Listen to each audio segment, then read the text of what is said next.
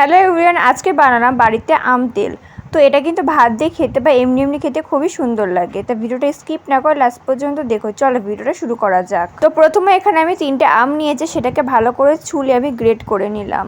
অনেকেই এই আচারটা কদিন রোদ্রে দেওয়ার পরে ভালো করে শুকিয়ে তারপরে কিন্তু আচারটা বানাই, কিন্তু আজকে আমি কোনো রোদ্রে ছাড়াই কিন্তু আচারটা বানাবো। কোনো রোদ্রে দেওয়ার ঝামেলাই নেই, আর কিন্তু খুব সহজে কিন্তু আচারটা বানানো যায়। এতে কিন্তু আমাদের অনেকটা সময় বেঁচে যায়। আমি কিন্তু 3টা ভালো করে গ্রেট করে নিয়েছি। এরপর আমি এর মধ্যে মাখিয়ে নিলাম লবণ। আমি বেশ কিছুটা লবণ দিয়ে ভালো করে মেখে আমি আধ ঘন্টার জন্য ঢেকে রেখেছিলাম। তারপর আধ ঘন্টা পরে আমি এটা ভালো করে ছেঁকে নিলাম। লবণ দিয়ে ঢেকে রাখার জন্য কিন্তু এর থেকে অনেকটা জল বেরিয়েছিল। একদম চিপে চিপে জলটা কিন্তু আমি বের করে নিয়েছি। তোমরা কিন্তু চিপে চিপে জলটা একদম ভালো করে বের করে নেবে। তোমরা দেখতে পাচ্ছ এখানে কতটা পরিমাণে জল বেরিয়েছে। এরপরে আমের মধ্যে দেবো সামান্য পরিমাণে লবণ আর পরিমাণ মতো চিনি। তারপর কিছুক্ষণের জন্য রেখে দেবো। এখানে চাইলে চিনিটা তোমরা স্কিপও করতে পারো। আসলে আমটা যেহেতু খুব টক ছিল, তো আমি সামান্য পরিমাণে চিনি দিয়েছি। আর তোমরা যদি চাও এটা মিষ্টি মিষ্টি করতে, তাহলে কিন্তু একটু চিনি পরিমাণটা বেশিই দেবে। তবে খুব একটা চিনি আমি দিলাম না, টক টক ঝাল ঝাল মিষ্টি মিষ্টি করবো আজকে আচারটা। আমি কিন্তু মাঝে শুকনো খোলায় 5 ফোঁটা শুকনো লঙ্কার এলাচ ভেজে নিয়েছিলাম, তারপর সেটা গুঁড়ো করে নিয়েছি। এরপর এইদিকে কড়াই আমি দিয়ে দিলাম পরিমাণ মতো তেল। যেহেতু এটা তেলের আচার, সেহেতু তেলের পরিমাণটা বেশি দিতে হবে। এরপর তেলটা গরম হয়ে গেলে তার মধ্যে দিলাম 5 ফোড়ন আর দিলাম শুকনো লঙ্কা। এরপর তেলটা আমি গরম করে নেব।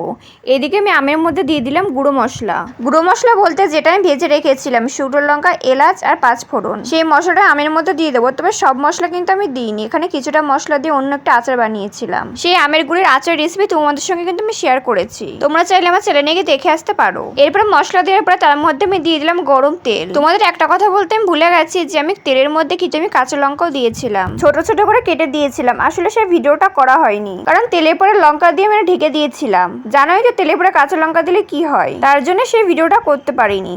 আমি কিন্তু সব তেলটা আমের মধ্যে দিয়ে দিলাম, তারপর ভালো করে এটা গুলে নিলাম। এখানে কিন্তু মশলার তেলটা ভালো করে আমের সঙ্গে মিশিয়ে নিতে হবে। তবে হ্যাঁ, আমি কিন্তু এখানে তেলের পরিমাণটা অল্প দিয়েছি। আমি পরে যখন একেবারে বয়মে ভরবো, তখন কিন্তু উপর থেকে বেশি করে তেল দিয়ে দেবো। আরে আচারটা বানিয়ে কিন্তু আমি কিছুক্ষণের জন্য রোদ্রে দিয়েছিলাম, তারপরে কিন্তু আমি কাচের বয়মে ভরে রেখেছি। কাচের বয়ম বা অন্য কোনো বয়ম হলে হবে, তো কাচের বয়ম হলে কি হয়, ভালো হয়। আমি কিন্তু এটা বয়মে রাখার পরে উপর থেকে বেশি করে তেল দিয়ে দেবো।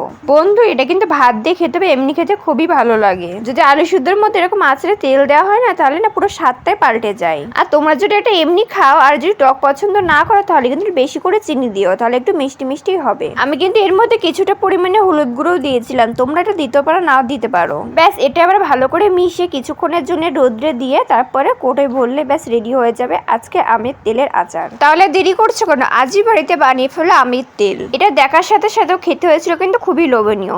যখন মুখে রুচি থাকে না, তখন কিন্তু এটা দিয়ে খেতে খুবই ভালো লাগে। আজকের আচারটা তোমাদের কাছে কেমন লাগলো অবশ্যই কিন্তু আমাকে কমেন্ট করে জানিও। ভিডিওতে একটা লাইক করে চ্যানেলটা সাবস্ক্রাইব করে পাশে থেকো। আজকের ভিডিওটা এই পর্যন্ত, দেখা হয় পরবর্তী ভিডিওতে। ততক্ষণ পর্যন্ত সবাই সুস্থ থেকো, ভালো থেকো, বাই।